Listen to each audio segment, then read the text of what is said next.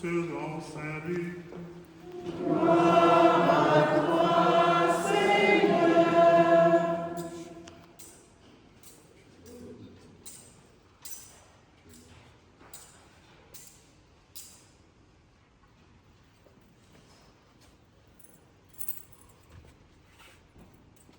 En ces jours-là, Marie se mit en route et se rendit avec empressement vers la région montagneuse, dans une ville de Judée.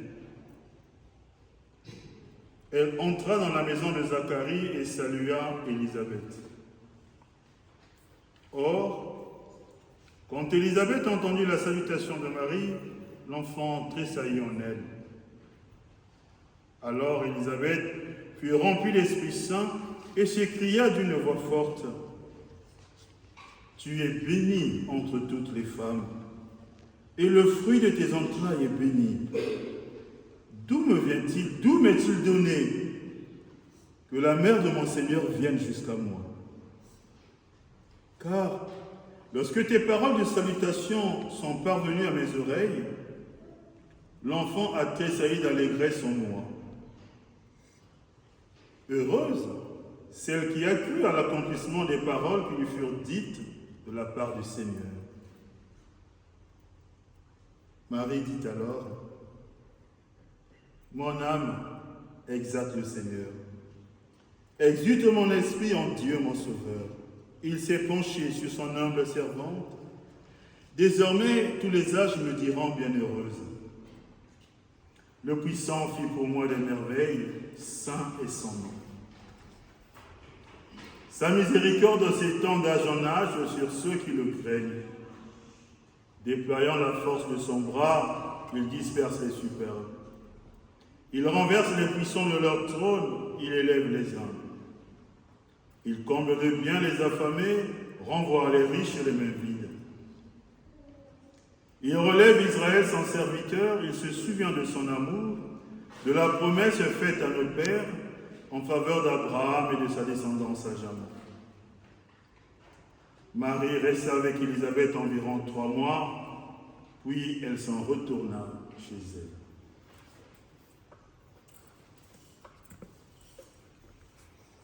Gloire et louange à toi, Seigneur Jésus.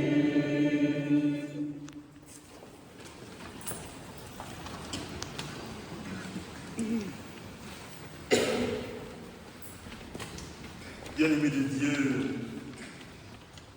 comme je l'ai dit tout à l'heure, nous célébrons le mystère de l'Assomption.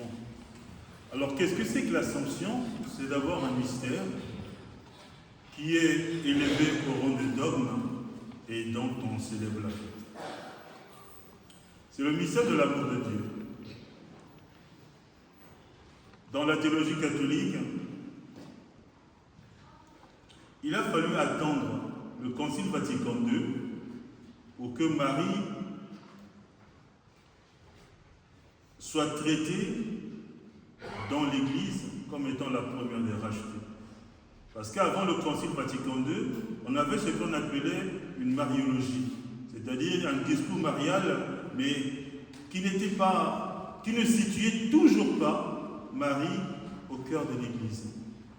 Bien sûr que les mystères de Marie sont présents, la maternité divine était reconnue. Tout ce qu'il y a eu de bien, de beau de Marie était connu, mais le Concile Vatican II a recentré le discours sur Marie en la plaçant au cœur de l'Église. L'Assomption, le mot Assomption n'existe pas dans la Bible. Il n'existe pas dans la Bible. Comme l'Immaculée Conception n'existe pas dans la Bible. Mais les réalités à laquelle renvoie l'Assomption, la réalité à laquelle renvoie l'Immaculée Conception sont contenues dans la Bible. Voilà pourquoi la fête de l'Assomption, c'est la fête de l'Église. D'abord ce chant du Magnificat. Bien sûr, il n'y a que Luc qui renvoie au Magnificat, le chant de Marie. Mais avant le chant du Magnificat, le mystère de la Visitation est connu de tous. Qu'est-ce qu'il y a de merveilleux? C'est que nous remarquons déjà une chose.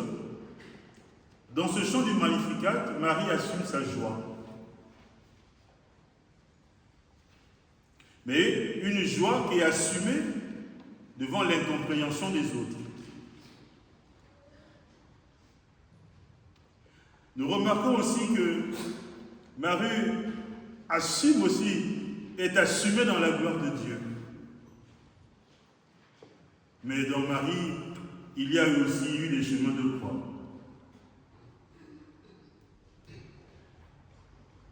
Il y a la maternité divine que Marie assume.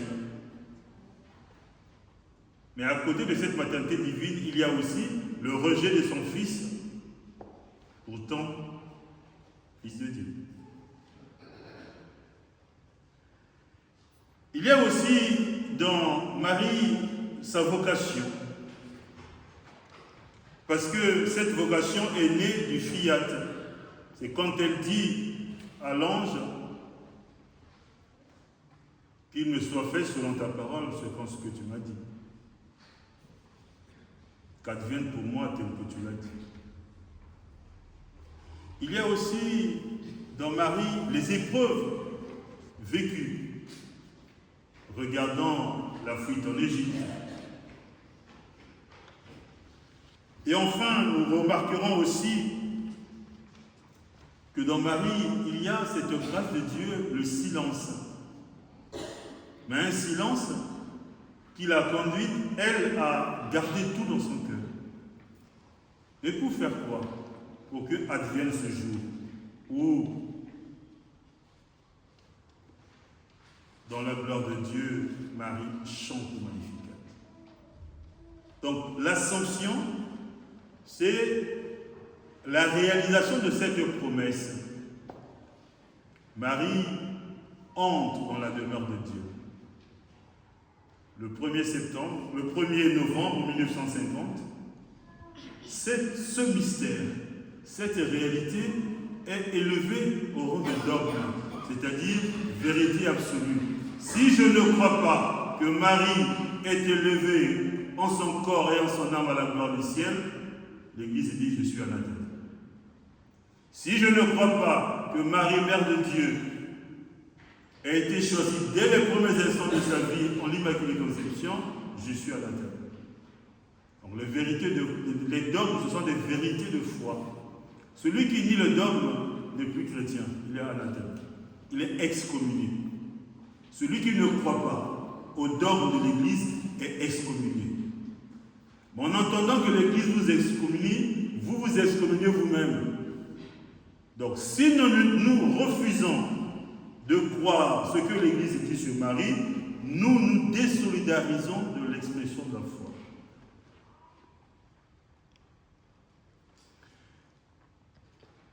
Le mystère de l'Assomption renvoie à un chant, la première en chemin.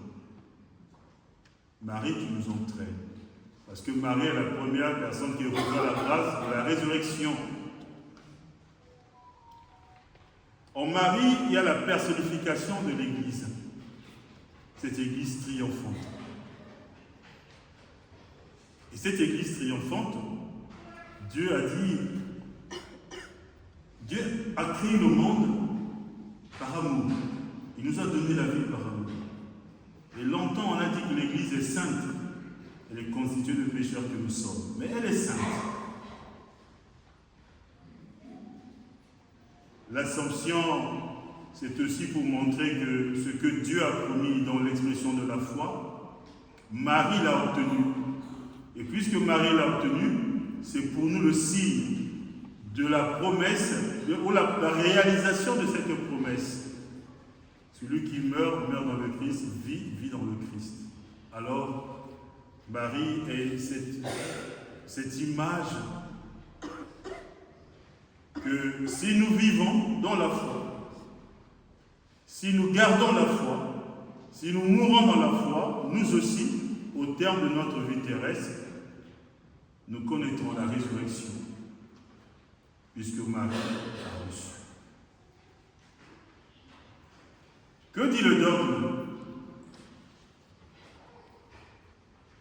terme de sa vie terrestre, Marie, Mère de Dieu, a été élevée en son corps et en son âme à la gloire du ciel.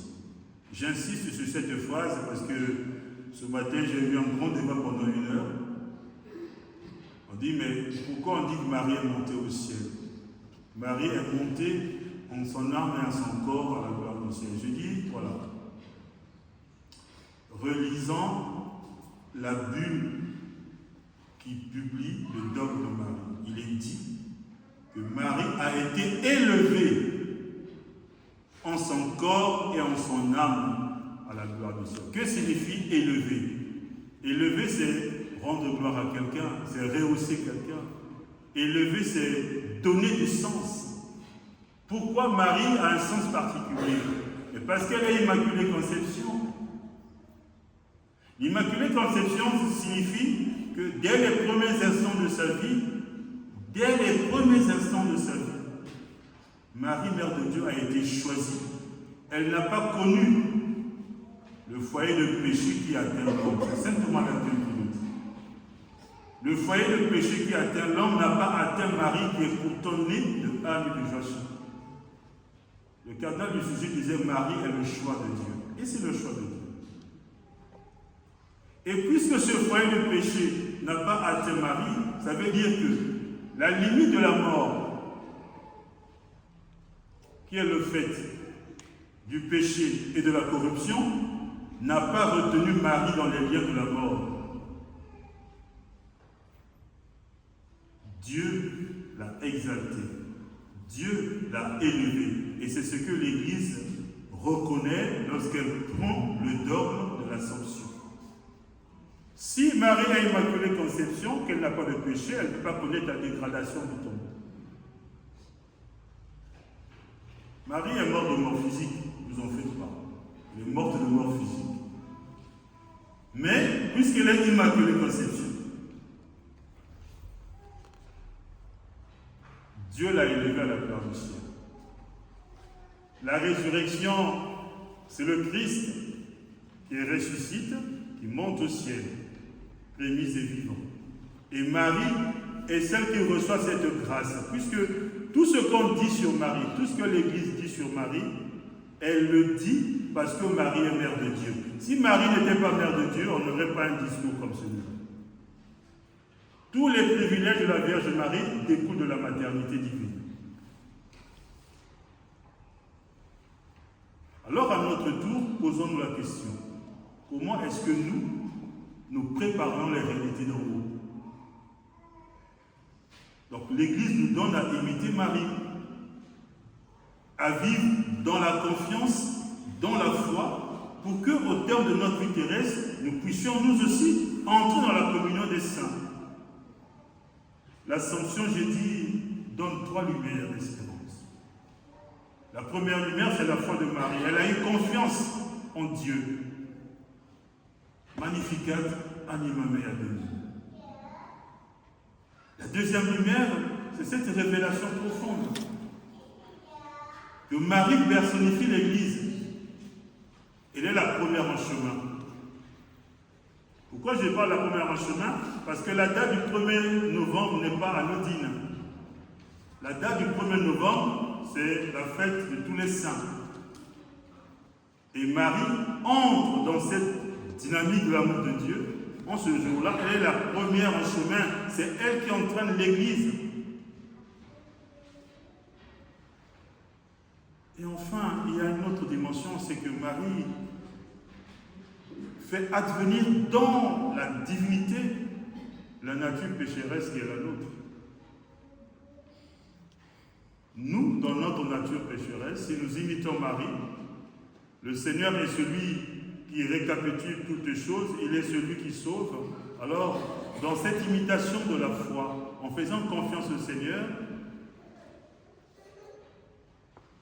s'accomplit pour nous ce que le Christ a fait. Tout à l'heure, je vais le dire, comme c'est tout se mêle au vin pour le sacrement de l'Alliance, puissions-nous être unis à la divinité de celui qui a pris notre humanité. Et cela va s'accomplir justement en Marie. Donc Marie, c'est notre exemple. je sais qu'il n'est pas simple dans l'expression de la foi de rester accroché au Christ.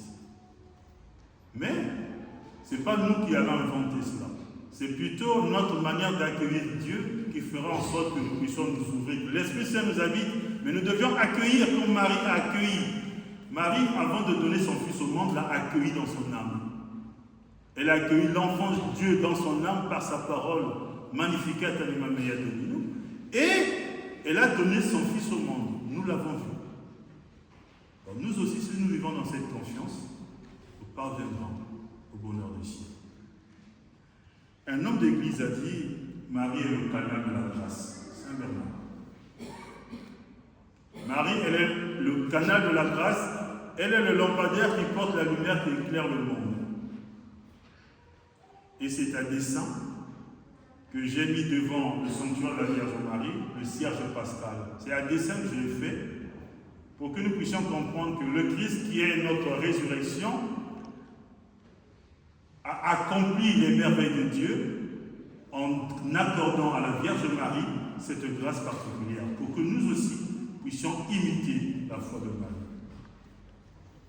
Et enfin, l'histoire du dragon, dans la première lecture, l'Apocalypse, cette vision messianique. Le dragon est symbole du mal. La femme couronnée à côté, dans l'ère messianique, devient comme l'Église. C'est-à-dire, dans la vie chrétienne est un combat. Et c'est un combat dans lequel nous devrions sortir vainqueurs. Et la femme couronnée nous présente cette victoire. Nous sommes invités à rester confiants en Dieu, à aimer Dieu de tout notre cœur pour que, devant les épreuves de la vie, devant les contradictions, devant les vents contraires qui se déchaînent, habités par la force de Dieu, nous puissions triompher. L'Église dit, la mort n'est pas la fin de la vie. Elle en est la transformation.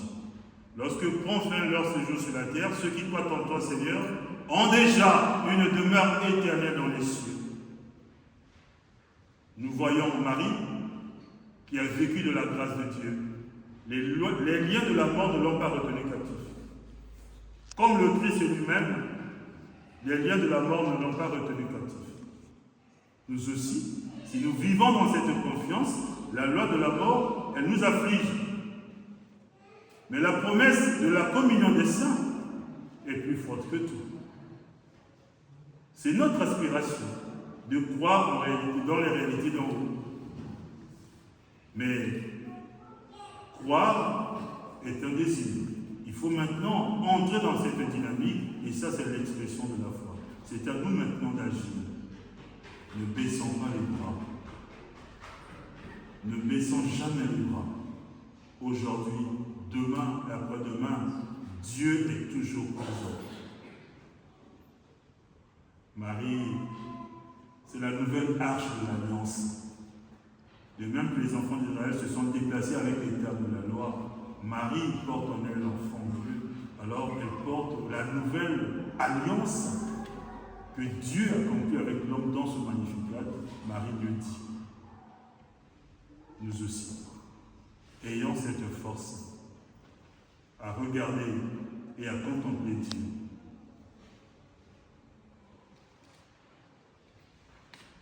La deuxième lecture, l'Épître aux Corinthiens, renforce l'idée selon laquelle nous devions avoir confiance en Dieu. Aussi Dieu que soit le chemin, fait que je marche au Seigneur. Que cette fête de l'Assomption nous aide à aimer Dieu de tout notre cœur. Et Marie, qu'elle soit pour nous l'exemple. Marie signifie aimer. Marie signifie aimer. Quand vous retournez le nom de Marie, vous avez le verbe aimer.